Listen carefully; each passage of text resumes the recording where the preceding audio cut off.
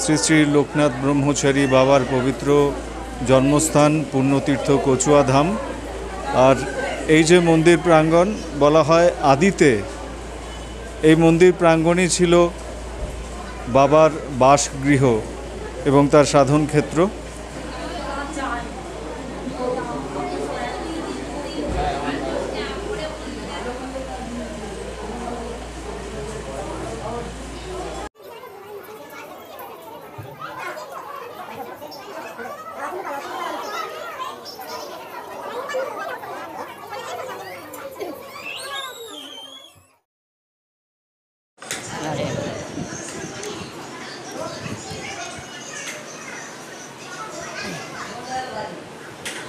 এই মুহূর্তে আমি রয়েছি পুণ্যতীর্থ যে কচুয়া ধাম, সেই কচুয়া ধামের একটি নির্দিষ্ট অফিস রয়েছে।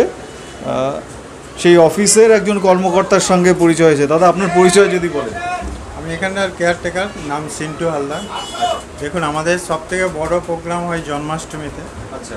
বাবার আবির্ভাব দিবস। আচ্ছা। ওই সময় 3 দিন টানা প্রোগ্রাম হয়, 3 দিনের অনুষ্ঠান হয় এবং 3 দিনে 6 লাখ 7 লাখ লোকের অ্যারেঞ্জমেন্ট হয়। ওই সময় একটানা 3 দিন মন্দির খোলা থাকে 24 ঘন্টা করে। এবং ধরুন, পৃথিবীর অন্য কোনো মন্দিরে এরকম সিস্টেম আছে কিনা জানা নেই। ওই 24 ঘন্টা করে প্রসাদ বিতরণ হয়, একদম সারা দিন সারা রাত। শ্রী শ্রী লোকনাথ বাবার জন্মস্থান পুণ্যতীর্থ কচুয়া ধামে।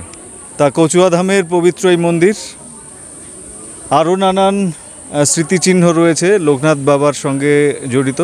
আমার যারা যারা বাবার সাথে ছিল, এবার আমার বাবার সাথে যারা ছিলেন সেটা বাবার বন্ধু, বাল্য বন্ধু, এরা হচ্ছে বেনি মাধব। আর বাবার যে গুরুদেব তিনি ছিলেন মানে ভগবান গাঙ্গুলি। এই হচ্ছে বাবার মানে ইতিহাস। বাবা এখানে 11 বছর বয়সে বাবার উপনয়ন হওয়ার পরে বাবাকে নিয়ে দুজনকে হাত ধরে নিয়ে যায়। বাবা কমলা দেবীর মানে প্রণাম করে। বাবার মায়ের নাম ছিল কমলা দেবী আর কি, ঘোষাল। লোকনাথ বাবার স্মৃতিচিহ্ন বিজড়িত এই যে পবিত্র স্থান, পরিচয় করা হয়নি, তার আগে উনি সরব হয়ে গেছেন। উনি বলতে শুরু করেছেন, আমারই দাদা এই মন্দিরের পূজা কার্যের সঙ্গে জড়িত দীর্ঘদিন। দাদা, আপনার নামটা যদি বলেন। আমার নাম হচ্ছে সাধন মণ্ডল, কচুয়া। হ্যাঁ, কচুয়াবাড়ি সাধনবাবু, সাধন মণ্ডল আমার ডান দিকে রয়েছেন। সাধনবাবু, এই যে আমরা পেছনে দেখতে পাচ্ছি মূল মন্দির, এই মন্দির তো এখন বন্ধ রয়েছে, একটু পরে পূজা কাজের জন্য খোলা হবে। কি রয়েছে যদি একটু বলেন। কি রয়েছে বলতে, বাবার যে মেন মন্দিরে যেটা যেখানে পুজো দেয় মানুষ, ওই জায়গাটা যে বাবার মূল যে মূর্তিটা রয়েছে, ওই মূর্তিতে কেউ হাত দিতে পারে না।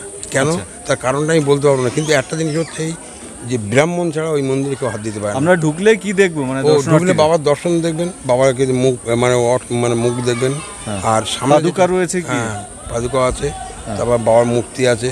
সামনে যেটা আছে ওটা হচ্ছে রূপোর মূর্তি, ওখানেই পুজো করে আপনার হাতে দিয়ে দেয়। ঠিক আছে। আচ্ছা। আর এইটা হচ্ছে বাবার যে আদি মন্দিরটা, যেখানে মানে মন্দিরটা বাবার যে মূর্তিটা রয়েছে, ওই মূর্তিতে যেখানে মূর্তি আছে ওই জায়গাটা কিন্তু বাবার জন্ম হয়েছিল, ওই ঘরটায় মায়ের কোলে। আচ্ছা। যার জন্যে ওখানে কেন হাত দিয়ে দেন, এর অর্থটা আমি ঠিক বুঝিয়ে বলতে পারবো না কেন। আচ্ছা, আরও একটা কথা বলি, আমরা সাধারণ মানুষ যারা, শুধু আমি নই, অনেকের মধ্যে কিন্তু এই নিয়ে একটা কনফিউশন রয়েছে যে আসলে লোকনাথ বাবার জন্মস্থান নিয়ে অনেক গুণীজন অনেক কথা বলেন। তা আপনাদের কি বলার আছে? কেউ বলছেন যে পূর্ববঙ্গে জন্ম, কেউ বলছে এখানে জন্ম, এই জাতীয় অনেক নানান বিভ্রান্তি রয়েছে। এই বিষয়ে যদি কিছু জানেন। আপনি এই যে যেটা রয়েছে, এটা এখানে উপনয়ন হওয়ার পরে 3 মহাপুরুষ এই গ্রাম ছেড়ে চলে যায়, গিয়ে কালীঘাট ওঠে। কালীঘাট থেকে ওখান থেকেই ভগবান গাঙ্গুলি হাত ধরে নিয়ে চলে যায় বিভিন্ন তীর্থস্থান ঘুরিয়াটার পরে। হিমালয় পর্বতে 90 বছর উনি তপ করেছিলেন। করার পরে ওনার ওখানে সাধনা সিদ্ধ হওয়ার পরে মানে মহাদেবকে পেয়েছিলেন। মহাদেব ওনার সঙ্গে সাথে হওয়ার পরে ওখান থেকে সাধনা সিদ্ধ মানব কল্যাণের জন্য উনি সাধনা সিদ্ধি করেছিলেন। এই সাধনা সিদ্ধ হওয়ার পরে আপনার বাংলাদেশ চলে যায়। এখন তো বাংলাদেশ, তাকে তো বাংলাদেশ ছিল না, অবিভক্ত বাংলাদেশ। ওখানে আপনার গিয়ে মানে তীরে, সেটা বট গাছ ছিল কি অশোক গাছ ছিল এইটা আমার ঠিক মাথায় নেই, ওই অশোক গাছের গোড়ায় গিয়ে উনি বসে থাকেন। বিভিন্ন মানুষ বিভিন্ন কথা বলেন। ল্যাংটা, শুধু আগের দিনের মানুষ ল্যাংটা থাকলে মানুষ ঘৃণা করতো, কিন্তু না, বাবা কিন্তু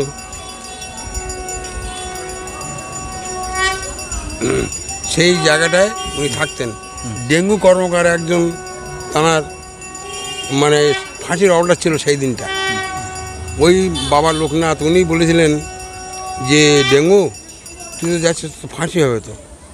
তখন অনেকে বললেন যে ফাঁসি যদি হয় তাহলে আমি বাঁচবো কীভাবে, আমার তো মৃত্যু, আমি তো কোর্টে যাচ্ছি। তাই কোর্টে যাওয়ার মুখে তখন বললো যে ডেঙ্গু তুই চলে যা, তোর বেকুলুস খালাস হবে। ওই যে ফিরে আসলেন, এই যে সাধু বাবাকে খুঁজলেন, পেলেন না, কিন্তু সাধু বাবার সাথেই আছে। যেটা ইতিহাসের কথা আমি বললাম একটুখানি, বাবার সাথেই আছে, না পিছন পিছন যাচ্ছে কিন্তু বাবাকে দেখতে পাচ্ছে না, কিন্তু সাধু। তখন ওই কথা শুনে উনি চলে যান গ্রামের ভিতরে, ডেঙ্গু কর্মকার গিয়ে তখন বলেন যে দেখো ওই সাধুটাকে কেউ কিছু বলবে না, কেন সাধুর ভিতরে মহত্ব আছে, ভালোবাসা আছে, মানব কল্যাণের জন্য উনি যে কথা বললেন আমাকে, সেই কথার ভিত্তি আমি যা পেলাম তাতে আমার জীবনে শান্তি পেলাম, অথবা আমার মুক্তি হলো। তা তোমরা চলো সাধুকে দেখতে যাও। তখন ওই গ্রামের মানুষকে দুই একজন করতে করতে তখন ওখান থেকে আস্তে আস্তে প্রচার হয়ে যায়। এটা হচ্ছে ঢাকা নারায়ণগঞ্জ, আচ্ছা, যেখানে আমাদের জ্যোতিবাবুর বাড়ি ছিলেন। তা সেই জায়গায় গিয়ে এখন ওই বাংলাদেশে কিন্তু মানুষ মুসলমান ভক্ত বেশি, কিন্তু ওখানে দাড়ি রেখে যারা মুসলিম সমাজের মানুষ তারা দাড়ি রেখে ওই জায়গায় কিন্তু বাবাকে মানে সেবা যত্ন করে। অনেক মানুষ হিন্দু করে, মুসলমানও করে, কিন্তু করার পর এগুলো আমাদের এখানে যে পুরীতে আছে, তিনি বাংলাদেশে যখন গিয়েছিলেন তখন উনিও কিন্তু আমাদের সঙ্গে সেই গল্প করেছিলেন যে যারা দাড়ি রয়েছে জানি এখানে যে পুরীতে আর কি। উনি তখন একটা জিনিস বোঝা যাচ্ছে আপনার কথা থেকে যে বাবার এই যে মহিমা, যে সমস্ত কাজের কথা আপনি বললেন, যে সেই সময়কার ভক্তবৃন্দরা যারা ভীষণ রকম বিপদের হাত থেকে ফিরে এসেছেন শুধুমাত্র বাবার কৃপায়, সেই কৃপা পেয়ে তারা এই জাতিগত সম্প্রদায়গত ভেদাভেদ তারা ভুলে গিয়ে বাবার চরণে শরণ নিয়েছেন এবং পরবর্তী সময়ে তারা এই স্থানেই তারা সাধনার কাজ করছেন বা এই মতেই তারা রয়েছেন। ধর্মীয় মাহাত্ম্য জানতে পারলাম খুব সংক্ষেপে। আপনি একটা আমাদের মধ্যে বিভ্রান্তি দূর করলেন যে লোকনাথ বাবার জন্মস্থান নিয়ে অনেকের মধ্যে প্রচলিত একটা ভ্রান্ত ধারণা থাকে, সেটা আপনি দূর করলেন। অনেক ধন্যবাদ আপনাকে। নমস্কার। অমিত দা এখানকার স্থানীয় ব্যবসায়ী, তিনি পুজোর বিভিন্ন জিনিসপত্র সরবরাহ করেন ভক্তদের মধ্যে। তা অমিত দার হাত ধরে আজকে আমরা দেখব কি কি রয়েছে এর মধ্যে। অমিত দা প্লিজ একটু শুরু করুন। দূরে ওই জায়গাটা দেখতে পাচ্ছি, ওটা কি মানে ভোগের জন্য? আমাদের সকাল 9টাতে কুপন দেওয়া হয় দেখে দুপুরে ভোগ প্রসাদের জন্য। ভোগ প্রসাদের খাওয়া নেয় বাবার খিচুড়ি প্রসাদ, ফ্রায়েড রাইস, আলুর দম, চাটনি, পায়েস দেওয়া হয়। সকাল 9টাতে কুপন দেয় 12টা পর্যন্ত। 12:30 আমাদের এখানে প্রসাদ গ্রহণ করার সময় সূচি। আর 12টার পরে আসলে যদি প্রসাদ, ভোগের টিকিটের মূল্য কত? 60 টাকা। এখন বর্তমান 60 টাকা আছে, আগামী 1 তারিখ থেকে 80 টাকা হবে রাজভোগ। আর বাবার একটা নর্মাল ভোগ আছে খিচুড়ি প্রসাদ, সেটা 50 টাকা হবে। এই জলঢালা মন্দিরকে বাদিকে রেখে আমরা এগোচ্ছি, দেখার চেষ্টা করব।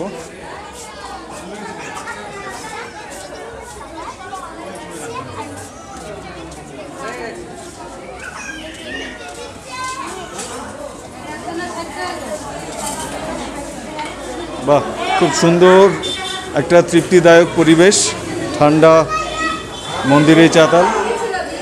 অমিত দা, ঠিক সকালে কটায় খোলে মন্দিরটা? আমাদের এখানে খোলার সময় হচ্ছে সকাল 8টা থেকে বেলা 12টা পর্যন্ত। 12টা বন্ধ থাকে, 12টা থেকে বন্ধ থাকে 3টে পর্যন্ত। 3টে থেকে আবার পুজো শুরু হয়, তখন তো আবার ঠাকুরমশাই নাম গত ধরে পুজো করে দিয়ে দেয় রাত 9টা পর্যন্ত। আচ্ছা, আর বছরের কোন সময় কি কি তিথি অনুযায়ী হয় একটু যদি বলেন। বছরে তো আমাদের জন্মাষ্টমী আছে, লোকনাথ তিরোধান আছে, পয়লা বৈশাখ আছে, কিছু কিছু অনুষ্ঠান আছে, 19শী ষষ্ঠীও আছে। আমরা আপনার আগস্টে 14, 15, 16 মনে হয় আমাদের জন্মাষ্টমী শুরু। জন্মাষ্টমী এসে গেছে আগস্ট মাসে। তো এখন সকাল 3 দিনই আপনাদের এখানে ফ্রিতে প্রসাদ খাওয়ানো হয়, তার জন্য কোনো মূল্য নেয় মন্দির কর্তৃপক্ষ বা মিশন কর্তৃপক্ষ। সকাল 24 ঘন্টায় মন্দির খোলা থাকে, এর জন্য কোনো টাইম লাগে না মন্দিরের সময়। ওই 3 দিনের জন্য 24 ঘন্টা মন্দির খোলা থাকে। আচ্ছা, লোকনাথ বাবার তো ধরুন আরও একটা ধাম রয়েছে চাকলায়, তা এখানে কচুয়াতে কি কারণে আসে? বাবার কি স্মৃতি রয়েছে এখানে? বাবার এখানে যে গুরুদেবের বাড়ি ছিলেন ভগবান গাঙ্গুলি, ওনার বাল্য বন্ধু বেণীপদ বন্দ্যোপাধ্যায়, সামনে রাস্তার উঠে অপর সাইডে বাড়ি আছে। ভগবান গাঙ্গুলি বাড়ির সামনেই ওনার গেলে দেখতে পাবেন, দর্শন করতে পাবেন। ওই জন্য কচুয়া জন্মস্থান বলা হয়। এখানে সামনে একটা কালী মন্দির, 600 বছর পুরনো কালী মন্দির আছে, তো সেটাও দর্শন করতে পারবেন। এখানে টোটো ভ্যান সব ঘুরিয়ে নিয়ে আসে, 3-4 জায়গা ঘুরিয়ে নিয়ে আসে, আপনার মাথা পিছু 20 টাকা করে টোটো ভ্যানে নেয়। আচ্ছা, অনুমান করা হয় যারা বলেন আর কি এই স্থানটি সম্পর্কে, এখানে বাবার জীবনের মানে জীবদ্দশায় কোন সময়টা কাটিয়েছেন এখানে? এখানে বাল্যকাল মানে 12 বছর পর্যন্ত, 12 বছর না হলে তো দীক্ষা হয় না গ্রাম মন্দির, 12 বছর পর্যন্ত এখানেই ছিলেন, তারপরে উনি সন্ন্যাস গ্রহণ নিয়ে চলে যান। কতটুকু আমরা বলতে পারবো না আগে যে। ঠিক আছে। আচ্ছা, বাবার স্মৃতিচিহ্ন হিসাবে কি কি রয়েছে আশপাশে? পুরো বাড়ির যে ছিল, বাড়ির উপর মন্দিরটা তৈরি করা আছে আমাদের, এইটা উপরে আছে। আচ্ছা, আর পেছনে বাবার দুধ পুকুর আছে, বাবাদের যে পরম পুরুষের যে পুকুর, এই পেছনে দুধ পুকুর আছে। তো দুধ পুকুরটা আমাদেরকে দেখান। আচ্ছা, দুধ পুকুরের মাহাত্ম্য কি বা কেন এই দুধ পুকুর যদি বলেন? দুধ পুকুর বলা হয় যে আমাদের যে যেমন তারকেশ্বর বাবা দুধ পুকুর আছে, আচ্ছা। বাবাদের এটা বংশ বা পুরুষ, এই জন্য বাবার যে মাথার জন্মাষ্টমী সে জল নিয়ে আসে বাঁকে করে, লক্ষ লক্ষ ভক্ত পায়ে হেঁটে আমাদের বাগবাজার সামনের জন্মাষ্টমী বললাম আগস্টের মাসে 14-15 মানে জন্মাষ্টমী শুরু আমাদের সূচনা হয়েছে। সেই জলটা বাবার যে স্থানের জলটা এই পুকুরে পড়ে বলে জন্য দুধ পুকুর বলা হয়েছে। আচ্ছা, দূর দূরান্ত থেকে ভক্তরা এখানে আসেন। আপনারা অনেকেই দেখবেন যে মূল রাস্তার সড়কের পাশে মূলত শ্রাবণের বিশেষ তিথিতে আগস্টে মানে ভাদ্র মাসে পড়েছে, এবার শ্রাবণ মাসের লাস্টে আপনার শ্রাবণ মাসের শেষের দিকে অনেক ভক্তরা এখানে আসেন। সব কিছু ব্যবস্থা আছে, জলের মধ্যে ভাসমান অনেক কিছু দেখতে পাচ্ছি। পুণ্যতীর্থের পবিত্রতা রক্ষার জন্য ভক্তদের যে কেমন প্রয়াস তার নিদর্শন হিসাবে একটু বলি। এখানে বেশ কিছু শ্যাম্পুর পাতা জলের মধ্যে ভেসে রয়েছে, রয়েছে সিগারেটের মোড়ক, ধূপকাঠি ফেলে দেওয়া তারও মোড়ক। বাহ, এরা খুব সুন্দর করে সেজেছে, খুব সুন্দর লাগছে দেখতে। তোমার নামটা কি? দিয়া। দিয়া। দিয়া কি এখানেই থাকো? হ্যাঁ। তোমার হাতে কি এটা? ধূপ। ধূপ কি তুমি বিক্রি করো না তুমি পুজো দিলে? ওই পুজো দিলাম। পুজো দিলে? বাহ। দিয়া কোন ক্লাসে পড়ো? ক্লাস 5। দিয়ার সাথে আর দিয়া বান্ধবী ছিল, ফুলের মালা খুলে রেখেছে, খুব সুন্দর। তোমার নাম কি? নাম? হ্যাঁ, পলাশ। পলাশ গণেশ। বাহ, খুব সুন্দর। আমরা একটু এগোবো নদীটায়। ওনার মৃত্যুবার্ষিকী, ওই দিনটা আমরা কিছু অনাথ ছেলেদের এনে তাদেরকে সেবা যত্ন দেওয়া এবং সারাদিন একটু ভক্তিমূলক গান হলো, প্রসাদ বিতরণ হলো, এটাই প্রোগ্রাম হয়।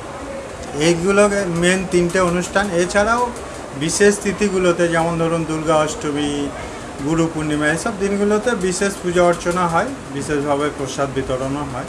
ঠিক আছে, সারা বছর এই হচ্ছে আমাদের অনুষ্ঠান। তা আপনাদের এই কচুয়া ধামে মানুষ কেন আসেন? এই স্থানের মাহাত্ম্য আপনাদের কাছে কিভাবে ধরা পড়ে যদি একটু বলেন। কেন আসছেন মানুষ? দেখুন, এখানে বাবার একার জন্মস্থান না, বাবার গুরুদেব ভগবান গাঙ্গুলি, ওনারও জন্মস্থান এখানে, এবং বাবার বাল্যবন্ধু বেণীমাধব বন্দ্যোপাধ্যায়, ওনারও জন্মস্থান এখানে। তো 3টে মহাপুরুষ এখানে জন্মেছেন, 3জনের জন্মস্থান এটা। সেই হিসেবে একটা মহাতীর্থ, 3টে মহাপুরুষের জন্মস্থান। সেই হিসেবে আমাদের মাহাত্ম্যটা এখানে এটাই সবথেকে বড় করে, যে বাবার জন্মস্থান, বাবার গুরুদেব যিনি ভগবান গাঙ্গুলি ওনার জন্মস্থান, এবং বাবার বাল্যবন্ধু বেণীমাধব ওনারও জন্মস্থান। এছাড়াও দেখুন, আমাদের কার্তিক মাসে আমরা নিয়ম সেবার মাস বলে কার্তিক মাসটা, কার্তিক মাসে আমাদের কার্তিক ব্রত পালন হয় প্রতি শনিবার মঙ্গলবার, পুরো কার্তিক মাসটা জুড়ে। এর মধ্যে কার্তিক মাসের 3য় শনিবার আমরা বড় করে একটা অ্যারেঞ্জমেন্ট করি। ওই দিন ধরুন অনেক ভক্ত আসে সারাদিন ব্রত রেখে বাবার কাছে, ঠিক আছে, প্রদীপ জ্বালিয়ে, মঙ্গল প্রদীপ জ্বালিয়ে বিশ্ব কল্যাণে এবং নিজেদের সংসার বা ধরুন নিজেদের সংসারের কল্যাণে বাবার কাছে ব্রত রাখে, মঙ্গল দ্বীপ প্রজ্বলন হয়। ঠিক আছে, এটা কার্তিক মাসে ধরুন প্রতি শনিবার এবং মঙ্গলবার হয়। এর মধ্যে থেকে 3য় শনিবার আমরা একটু বড় করে করি। বলতে চাইছি যে চরম নাস্তিক বা অবিশ্বাসী মানুষজন বাবার দর্শন বা স্পর্শ লাভ পেয়েছেন, তেমন কিছু টুকরো কথাবার্তা মনে করে বলতে পারেন?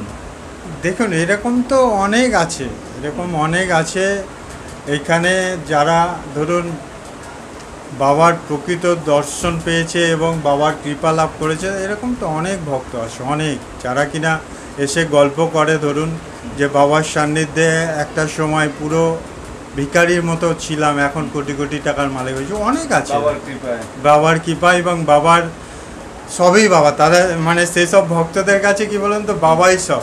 তারা আসে বাবার নামে, বাবার কাছে যা মন থেকে কামনা করে বাবাকে দিয়ে যায়। ঠিক আছে। আচ্ছা, দূর দূরান্ত থেকে যে ভক্তরা আসছেন তাদের জন্য কি কোনো আবাসিক কোনো ব্যবস্থা আছে? আবাসিক দেখুন অলরেডি হয়ে গেছে, মমতা ব্যানার্জির অর্থানুকূল্যে মানে আমাদের পশ্চিমবঙ্গ সরকারের অর্থানুকূল্যে একটা গেস্ট হাউস এবং ডালার কিটের একটা বড় বিল্ডিং বানানো হয়েছে। সেটা ওপেন হয়নি, খুব তাড়াতাড়ি ওপেন হবে, ইলেকট্রিকের কাজটা বাকি আছে। আশা করছি জন্মাষ্টমীর সামনে, জন্মাষ্টমীর পরেই হয়তো ওটা চালু হয়ে যাবে। সব শেষ আপনাকে প্রশ্ন জানতে চাইবো, যারা ভিডিওটি দেখছেন একটু যদি রুট বলেন কিভাবে এসে পৌঁছবেন স্বচ্ছন্দে বিনা বিঘ্নে তারা এসে পৌঁছতে পারেন এই জায়গায়, যারা শিয়ালদা স্টেশন, বনগাঁ বা অন্যান্য জায়গা থেকে আসছেন যদি একটু বলেন। দেখুন, শিয়ালদা থেকে ট্রেনে যদি আসেন, শিয়ালদা থেকে হাসনাবাদ লোকাল কিংবা বারাসাত থেকেও হাসনাবাদ লোকাল ধরতে পারবেন। ধরে কাকড়া মির্জানগর স্টেশন নেমে টোটো বা অটোতে বসলে 5 মিনিট লাগবে আমাদের কচুয়া লোকনাথ মন্দিরে আসতে। এছাড়া যদি বাসে আসেন, ধর্মতলা কিংবা বারাসাত থেকে বসিরহাট বা হাসনাবাদগামী যে কোনো বাসে উঠে স্বরূপনগর বাস স্ট্যান্ড নেমে টোটো বা অটোতে বসলে 5 মিনিটে মন্দিরে চলে আসতে পারবেন। সেখানেও বসে বাবার আরতি বা বাবার দর্শন করতে পারবে। প্রসাদ বা ভোগের কি ব্যবস্থা, মানে তার জন্য কি কুপন মূল্য, এটা একটু বলে দিন। দেখুন, আমাদের 1 মে থেকে 2 রকম প্রসাদ চালু হচ্ছে। সামনে 1 মে 2025 থেকে 2 রকম প্রসাদ চালু হচ্ছে। 80 টাকা করে একটা, ওটার মধ্যে পাবেন খিচুড়ি, ফ্রাইড রাইস, একটা তরকারি থাকবে, চাটনি, পায়েস থাকবে। আর একটা প্রসাদ 50 টাকা করে, ওটার মধ্যে খিচুড়ি পাবেন, তরকারি পাবেন, চাটনি, পায়েস পাবেন। পশ্চিমবঙ্গ সরকারের যে পর্যটন বিভাগ তার অন্তর্গত কি? হ্যাঁ, তার অন্তর্গত, এবং পর্যটন বিভাগের থেকে অনেক হেল্পও পাচ্ছি এবং রাস্তাঘাটগুলো অনেকটা উন্নত হয়েছে এখন। আরও ভবিষ্যতে যাতে আরও উন্নতি হয় বা পর্যটন দপ্তর থেকে আরও অ্যালটমেন্ট পাই, তার জন্য আমরা যোগাযোগ করছি।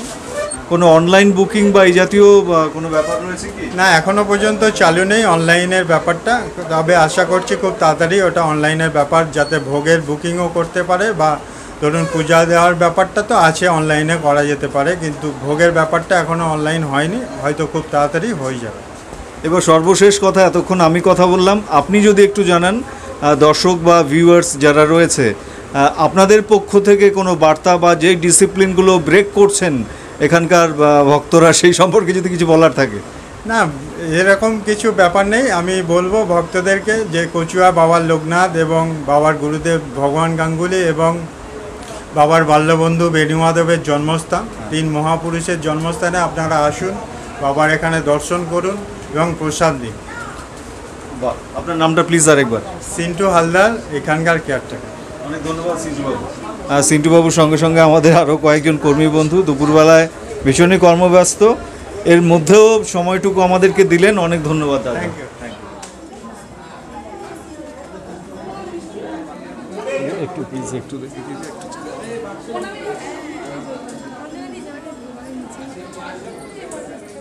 পুণ্যতীর্থ এই কচুয়া ভূমিতে কয়েকজন পুণ্যার্থী, এই দাদার সঙ্গে কথা হচ্ছিল। দাদা বেহালা থেকে এসছেন, তাই তো দাদা? বেহালা, আমরা বেহালা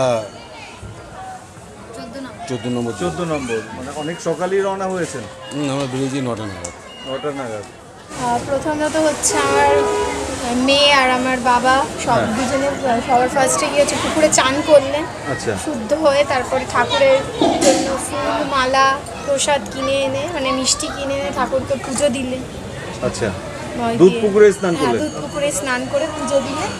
তারপরে ওখান থেকে আমরা এই শিব মন্দির আছে পাশে, শিব মন্দিরে ঠাকুরকে মালা দিলাম, তার সাথে ধূপ মোমবাতি দিয়ে পুজো দিয়ে এই এখন এবার এলাম আবার। দিদি, প্রসাদ পেয়েছেন আপনি? না, এখনো প্রসাদ পাইনি, এবার যাবো। কুপন কাটা হয়েছে? হ্যাঁ, কুপন কাটা হয়েছে, প্রসাদ আমরা এখন। এবার আমরা কোথায় চলেছি অমিতদা? জলঢালা মন্দির, বাবার জলঢালা মন্দির, পূর্ণ পবিত্র যে বাবার মাথায় জল ঢালা হয় সেই মন্দিরের দিকে আমরা এগোচ্ছি। তো এখানে নিরাপত্তার ব্যবস্থাটাও বেশ জোরদার রয়েছে। এখানে সিসিটিভি ক্যামেরায় সমস্ত। অমিতদা কোথায় গেল? ও, একজন সহকারী রয়েছেন যিনি দর্শনার্থীদের পুজোর কাজে বিভিন্নভাবে সহযোগিতা করছেন। দাদা, কখন পুজোটা হয়? 3টার সময়। 3টের সময়। আপনার কাজ কি? আপনি কি করেন? ফোটারাই ফোটা, তিলকের ফোটা। বাহ, এই পুণ্যস্থানে পুণ্যকর্ম করছেন আমাদের এক দাদা, নিজেদের মঙ্গল কামনায় লোকনাথ বাবাকে তুষ্ট করতে অনেকেই পুণ্য পবিত্র বাড়ি সিঞ্চন করে থাকেন। এই মুহূর্তে সেই পর্বটি চলছে। অনেকেই মোক্ষ বা পুণ্যলাভের আশায় বাবা লোকনাথের মাথায় জল দিচ্ছেন। দুজন ভক্তের দেখা পেলাম, তারাও বাড়ি সিঞ্চন করছেন। বেশ অনেক কিছুই জমা পড়েছে। কি মোটামুটি দিয়ে থাকেন বাবার কাছে? এখানে ধুতরো ফুলের মালা রয়েছে, সকল রকম ফুলই চলে, সব ফুলই চলে। সব ফুল, বেলপাতা আছে, আকন্দ ফুল আছে, রজনীগন্ধা আছে, বিভিন্ন রকমের ফুল আছে। আর এই এটা কি শুধু দুধ পুকুরের জল না নিজেরা জল নিয়ে আসেন? এখানে কেউ দুধ নিয়ে আসছে, কেউ ডাব দিচ্ছে, কেউ গঙ্গা জল আসছে, বা কেউ দুধ পুকুর থেকে জল তুলছে। আপনার নামটা দাদা? আমার নাম নবকুমার সাহু। কত বছর করছেন এখানে কাজ? আমি স্টাফ হিসেবে আছি 5 বছর হয়ে গেল। আর তার আগে ছিলাম ভলেন্টিয়ার। এটা কি মিউনিসিপ্যালিটি না পঞ্চায়েত? পঞ্চায়েত। নাম কি পঞ্চায়েতের? কচুয়া পঞ্চায়েত। আপনাদের ব্লক? খোলাপোতা। হ্যাঁ, খোলাপোতা ব্লক 2। খোলাপোতা। জল ঢালার যে মন্দির, সেখান থেকে আমরা এগোচ্ছি। এই যে এটা হলো মূল মন্দির, মূল মন্দিরের বহির্ভাগ। মূল মন্দিরের চূড়া দেখা যাচ্ছে, তার পাশেই তুলসী মন্দির। এখানে যদিও লেখা রয়েছে ধূপকাঠি মোমবাতি নির্দিষ্ট জায়গায় জ্বালাবেন। স্পন্সর সংস্থারও নাম লেখা, অনেকেই জ্বালাচ্ছেন। তো কেমন এই জায়গাটি একটু দেখা যাক। বাহ, অনেকেই রয়েছে। আগো, তোমার নামটা কি? রিম্পি কাহার। রিম্পি কাহার। রিম্পি সকাল থেকে দেখতে পাচ্ছি বেশ ফুলের মালা বিক্রি করছে রিম্পি মালাগুলো কি তোমার তৈরি না কিনে আনা হাট থেকে? আমার তৈরি। তোমার তৈরি? বাহ, কি দামে বিক্রি হচ্ছে ওই মালা? 10 টাকা। 10 টাকা করে। তুমি পড়াশোনা করো নিশ্চয়ই? কোথায় তোমার স্কুল? গোড়াইতলা হাই হ্যাঁ? School. Goraitala high school. Goraitala. কোন ক্লাস? ক্লাস 7। ক্লাস 7। যদি অসুবিধা না থাকে একটু জানাও, তোমার পরিবারে কারা রয়েছে? মা বাবা? মা আছে, বাবা আছে, দিদি আছে, দাদা আছে। আচ্ছা, তারাও কি মন্দিরের কাজকর্মে রয়েছে? না, দাদা সেলাই মেশিন কাজ করে। আচ্ছা, মা কি করেন? হাউসওয়াইফ? মা বাড়িতে থাকে। আচ্ছা, বাহ, তুমি খুব দায়িত্বশীল একজন, যে কিনা পরিবারের জন্য তুমি এই খাটাখাটনি করে চলেছো। এই যে ধূপদানি, এটার নাম কি গো রিম্পি? এই মঞ্চ, এটার নাম কি? এই জায়গাটার নাম? এটা ধূপকাঠি দেওয়ার স্ট্যান্ড। ধূপকাঠি দেওয়ার যে জায়গা বা মঞ্চ এখানে রয়েছে, এবং দানপাত্র রয়েছে এখানে। বাংলা ক্যালেন্ডার মেনে যদিও মাসটি আষাঢ়, কিন্তু এই আষাঢ়ের তপ্ত দুপুরে ভাদ্রের কথাই মনে পড়ে যাচ্ছে। দূর থেকে দেখতে পাচ্ছেন যে শ্রী শ্রী লোকনাথ ব্রহ্মচারী বাবার জন্মস্থান পুণ্যতীর্থ কচুয়াধাম লোকনাথ মিশন। আর লোকনাথ মিশনের প্রাঙ্গণে এই মুহূর্তে আমরা রয়েছি। আর এখানে স্থানীয় এবং বহিরাগত বিভিন্ন স্তরের ভক্তমণ্ডলীরা এসছেন। দুপুরবেলার এই সময়টা মূল মন্দির, অর্থাৎ এই যে লোকনাথ মন্দির যেটা মূল মন্দির, এখানকার স্থানীয় দোকানির সাথে কথা বলে জানতে পারলাম, এবং এর ইতিহাস সম্পর্কে যতটুকু জেনেছিলাম যে বাবার জন্মস্থান এই মূল মন্দির এখন বন্ধ।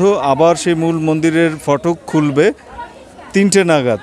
এর আগে বেলা 12টার সময় বন্ধ হয়েছে। সকাল থেকে নানান পুজো পাঠ, পাশাপাশি যেটা রয়েছে দুধপুকুর রয়েছে, বাবার আরও একটি আবক্ষ মূর্তি রয়েছে, সেই প্রস্তর নির্মিত মূর্তি, সেই মূর্তিতে অনেকেই জল ঢালছেন। এবং তার পাশে তুলসী মঞ্চ রয়েছে। তুলসী মঞ্চের পাশে এখানে ধূপধুনো, সেই ধূপ দেওয়ার জন্যেও একটি স্ট্যান্ড বা সেখানে একটি কাঠামো রয়েছে, সেখানেও কিন্তু অনেকে ধূপধুনো দিচ্ছেন। এবং এখানে পার্কিং লাউঞ্জ যেটা দেখতে পাচ্ছি, এখানে পার্কিং, আম গাছের বাগানের মধ্যে প্রচুর জায়গা রয়েছে। আর অসংখ্য দোকানপাট, চা থেকে শুরু করে ফুল মালা ইত্যাদি জিনিসপত্র সবই এখানে পাওয়া যাচ্ছে।